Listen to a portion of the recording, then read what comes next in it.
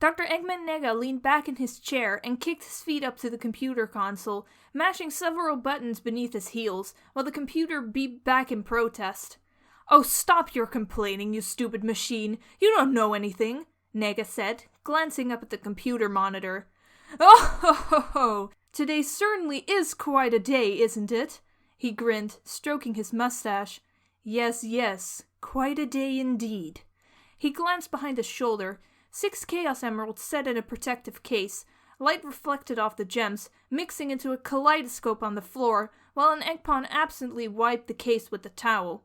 "It's all coming together. Got 6 of my Chaos Emerald, got my Hedgehog, and that other thing whose head I can use as an angry paperweight. Now I'm just waiting for E2048 to complete its mission." He looked back at the computer monitor. Hedgehog and Angry Paperweight were on the screen, flailing about in the trapped hallway. Paperweight had just skid under his Badnik army and into his trapped magnet room. Predictable. So predictable. An Eggpon walked up, holding a bag of popcorn. Nega took it and began tossing kernels into his mouth. "But this is fantastic to watch." He tossed a kernel into the air. It hit his glasses and fell on the floor. The Eggpon came by with a broom and scooped it up. He laughed as Paperweight threw open the false doors. "This is it! This is the part I've been waiting for!" "Activate magnet!" The computer beeped. An Angry Paperweight flew to the wall, sticking like gum. "Oh ho ho ho!" He threw more popcorn into his mouth. He looked at another screen. Hedgehog had slammed into the door and sent his Badnik army flying. He had missed that. He picked up the remote, swiping his thumb across the buttons as the monitor rewound. "Not bad, Hedgehog, not bad." Switching back to the live feed, he saw Hedgehog was now trying to deactivate the magnet. He took his feet off the console and pushed his glasses back against his face. "I know you'll get out of this, Hedgehog. You better not disappoint me." He spoke too soon. Hedgehog now appeared unconscious, bleeding out on the floor, with Paperweight floundering around uselessly. "Oh my, we can't have that. Oh no, we can't. I need him alive." He tossed the container of popcorn behind him. It exploded on the ground, rolling kernels across the floor. The Eggpon hobbled over to it, dragging the broom across the floor. He smashed a single button with his fist. "Your move, Hedgehog." Objective acknowledged. Ensure the survival of Hedgehog.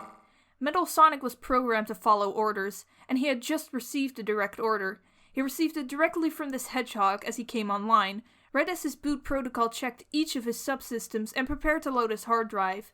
The errors also streamed into his consciousness. Power was critically low, optical systems not fully responding, motor systems not fully responding, and hundreds of thousands of null pointer exceptions. He did not understand. How had this happened? Where was he? Why had his BIOS failed to load his memories? Fed up with waiting, Metal queried his hard drive himself, streaming the results through his consciousness for analysis. Millions of bits crossed his mind, individual ones and zeros that were meaningless on their own, but taken together would explain who this Hedgehog was and how he had so many errors. Except they didn't. The bits were random, meaningless noise. He may as well have created the result of garbage collection, for his data made no sense. His hard drive contained only a haphazard scattering of information, with no indication of separation between bits and events. Metal paused, aware that something was abnormal, when his BIOS finally returned a memory pointer. "Boot error. NTFS pointers not found. Resuming boot with NTFS pointers 0x00000. Pointer 0. His BIOS had instructed him to load the first block of memory from his hard drive. There were only 2 reasons why he would have a 0 pointer. Either this was the first time he ever came online, unlikely given the errors, or he had somehow lost all the pointers of his hard drive, lost the map that explained where one memory began and the others ended. If that were true, he would have to spend hours, maybe days, re-indexing his hard drive before it would be of any use. Never mind that. He didn't have the time for this now. He redirected his attention to the Hedgehog, still holding its lifeless hand in his own. He was supposed to save this Hedgehog. His memories may be a mess, but at least he knew his mission. He would be okay as long as he knew his mission. Metal reached down and placed his hand along the Hedgehog's neck, reading its vital signs. Its blood pressure was dangerously low, its skin was cold and clammy, and its heartbeat irregular. Placing his hand over the wound on the Hedgehog's back, he felt the bleeding. It was severe, and he needed to stop it immediately. If he didn't, he would fail his current objective. He could not fail his current objective. But how could he stop it? He had no idea what to do, not without his medical database. He needed data to guide his actions, and without it, he was helpless. He flipped through his subsystems. Most of them were offline or damaged, searching for something, for anything. It was useless. His systems were failing, and he didn't know why. Except his radio. It was still online and still operable. He could call for help. He directed his attention to the radio, seeking the network address of anyone. He lacked any known servers, for that knowledge was destroyed with everything else. But maybe someone was listening. Frantically, he threw SOS packets over the radio. It was a blind signal, directed to the dark and open to everyone. Someone, anyone, had to be listening to the network.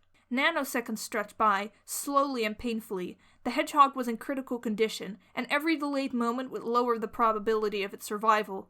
He felt a ping over the network. Someone had replied to his query. He immediately connected, a wealth of medical knowledge downloading into his systems. Symptoms: cold skin, low heart rate, shallow breath, lack of consciousness from blood loss. Diagnosis: circulatory shock. Prognosis: death, unless immediate medical attention is received. He paused, calculating his next action. His power levels were entirely exhausted. He was frankly surprised he was still operational at all, and he saw no source of power in this room. He would have to stabilize the hedgehog quickly, then locate the nearest medical facility, all before his power failed.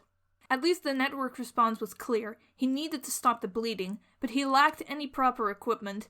Looking around, he saw nothing but screws, machine parts, and junk. Then Metal noticed he had some type of crate around his shoulder. He had supplies. There had to be something in the crate that would save the hedgehog. He tore the crate off and dropped it on the floor, snapping open the lid. He thrust his hand inside, rummaging through the contents. He filled a bottle, and he grabbed it from the crate. Sodium hydroxide. That was worse than useless. Sodium hydroxide was a corrosive poison. The other object in the crate was useless as well, for it appeared to be nothing more than an archaic calculator. That was it. He felt nothing more. There was nothing in the crate. Nothing but poison, the unknown calculator, and the paper stuffing between them. Metal stared blankly at the crate, then pulled his hand out. A piece of paper stuck to him, clinging to the blood that covered his hand. He watched as the paper absorbed the blood, red flowing into the bleached fibers. He had paper. Absorbent paper. He could use it to save the hedgehog. He tore the paper from the crate, grabbing it all in a single great bundle. The hedgehog lay face down with the wound exposed on its back. This was fortunate, for Meadow wouldn't have to move the hedgehog, which could worsen the bleeding. He took the paper and pressed it against the wound, applying pressure by leaning forward. This would slow the bleeding, but it would not stop it. He needed to stop the bleeding, immediately, or the hedgehog would die. But how to stop it? Medical tape would be ideal, but he obviously lacked any. He needed a substitute. Looking around, he saw nothing except the scrapped robots and the black cable tied to the hedgehog's leg. With one hand on the paper, Metal leaned forward, placing his other hand on the cable tied to its leg. It appeared to act as a brace, stopping the hedgehog's leg from moving.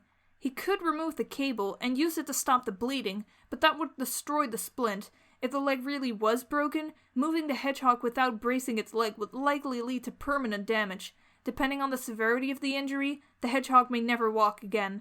He looked back at the paper. The blood flow had slowed, but it was still leaking. He would have to tie the paper, applying additional pressure if he was to stop it. He made a simple decision. It was life or a limb, and life always came first. He untied the knot, pulling the cable off in a single motion. The planks of wood supporting the leg fell free, landing silently on the plastic floor. He acted quickly, wrapping the cable around the hedgehog's chest, pressing the paper into the wound. He tied the cable. Nothing the tightness of the fit should stop the bleeding. It wasn't ideal, but it was the best he could do with the given parameters. It was progress, but not enough. He knew the hedgehog would also need treatment for shock, and Metal couldn't provide that without additional supplies. He accessed the network again, asking for help. He directed his attention to the server from before, begging for assistance. There was no response. He tried again, frantically sending packets, both to the server and to the dark, but nothing responded. His radio fell silent. There was only one option. He had to carry the hedgehog and seek help. Kneeling, he placed his arm behind the hedgehog's back and its legs. He then activated his pistons, shaking and leaning leftward before correcting himself. Metal tried to step forward, but his damaged piston sputtered, throwing him off balance. He lunged forward, catching his fall with his brakes. The Hedgehog began to slip from his grasp until Metal lifted his arms, and the Hedgehog rolled back, groaning as it awoke into half-consciousness. Metal paused, attempting to balance the weight. The Hedgehog seemed to notice its relative instability, for it threw both arms over his shoulders, adjusting its weight as it leaned over his chest and pressed its chin into the side of his head. Metal took another shaky step, careful to keep the unconscious Hedgehog in a stable position. He took another step, moving toward the small utility door in front of him. Though there were other doors in the room, Metal reasoned this utility door would be the most direct exit. As Metal moved into the door, he saw the hall expanded forward into a maze of corners, scuffed steel, and caution tape. Small lights buried under plastic strips clung to the ceiling. The corridor was narrow, small enough that a human would have to crawl, but Metal was shorter and stepped in with only a hunch. He clanked down the hallway, unable to quiet his steps. Though his cadence was uneven, Metal still clutched the Hedgehog in his arms. He pressed down on the wound with his hand, feeling the matted fur made sticky with blood, and felt satisfied with his mission's progress when he noted the bleeding had stopped. He moved his fingers to check its pulse. He could feel the life and warmth in the living Hedgehog's body with each of its heartbeats. He thought it not unlike his own clock cycle, rhythmic and regular, bringing life to otherwise inert parts. Metal halted his engines. A door stood in front of him, a welcome disruption to the monotony, painted with a yellow mustache logo. He grabbed the handle of the door and pushed forward. A small circular room opened in front of him. Spare parts scattered across its oily floor. In the center of the room stood a large glass tube with wires attached to some kind of control panel. Although he was uncertain if anyone could help him here, his battery was entirely drained. He would shut down at any minute, and he needed to hurry. He jumped down from the door, shaking as he scanned the room. There in the corner of the room, Metal saw his salvation. A cabinet stood half over an electrical outlet, nearly obscuring it from his vision. He needed to get to that outlet. If his power failed, they would both be doomed. He tried to rush over, but his power was so low and motors so damaged that he merely squeaked as he moved, his speed dwindling with each step. He felt his systems begin to fail as he reached his hand towards the outlet. His audio feed was the first to cut out, the world falling to blind silence. Almost there. He was almost there. He felt the power outlet under his fingers. He just needed to pull out his charging cable and plug it into the wall. It was simple. All he had to do was open the panel on his side. His optical feed cut out next. He couldn't hear and he couldn't see, but he could feel. He brought his hand up to his side, opening the panel and wrapping his fingers around the power cable. He pulled it forward, frantically trying to feel for the outlet. He brushed it with his fingers, then slammed his plug into the outlet, right as he felt the last of his power evaporate from his circuitry. Electricity, along with relief, flowed into his system. Though he couldn't stray far from the wall, it was progress. Now he only needed to stabilize the Hedgehog. Gingerly, he set the Hedgehog down and checked its vital readings. Its breathings and pulse were still faint, and Metal knew he didn't have much time. He needed to administer further treatment. Metal stood up, surveying his surroundings with more attention. Some type of industrial cabinet stood to his left, and due to the limitations of his charging cable, Metal decided to search it first. Throwing the door open, Metal saw numerous reference books, thick with pages. He scooped the books into a great pile and slid them under the Hedgehog's feet, elevating its leg from the floor and abandoning hope that he could limit damage to its broken limb. The posture would force blood, and the oxygen it carried, back to the vital organs. Metal continued to rummage through the cabinet, disgusted by its disorganized state and non-existent sorting algorithm, when something shiny on the top shelf caught his eye. He pulled it down, relief propagating through his circuits, as he unfolded the shiny sheet into a thermal blanket. He placed the blanket over the Hedgehog, taking care to cover its whole body. The blanket would keep the Hedgehog warm, hopefully allowing the body to focus on recovery. Looking through the rest of the cabinet, Metal found nothing else of use. He sat back down, leaned his back against the wall, and stared at the room. His hard drive was still a mess, and he didn't recognize anything there. The only reason he was able to know how to administer treatment was because of the network transmission from earlier, but aside from that, he was utterly clueless. He moved his hand to the Hedgehog's neck. Its vital signs seemed stabilized, and Metal reasoned they would be unlikely to fall further.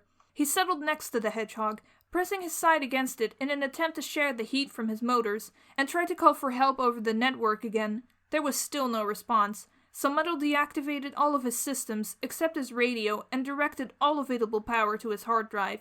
He needed his data, for without it, he could not make sense of the world. The re-indexing process would be long, but Metal was not concerned. He merely took solace in the fact that he had been able to save the Hedgehog, just as his primary objective instructed.